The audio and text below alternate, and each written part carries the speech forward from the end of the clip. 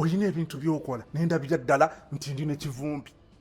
olaba wano wondeese wano kivumbi yeyandeetanga mu bifo bino nekati ate nawe kotandise obindeetamu bwe kivumbi ati njagala kusibirira ntanda mwana wange omanyi omusika asigala musika omusika tawabulwa omusika tawuliriza omusika tagambwako kati tokkiriza omuntu yenna okujja akuwabule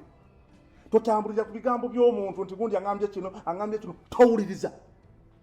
omutima gwe kyekugamba tubuukola mwami Kiddu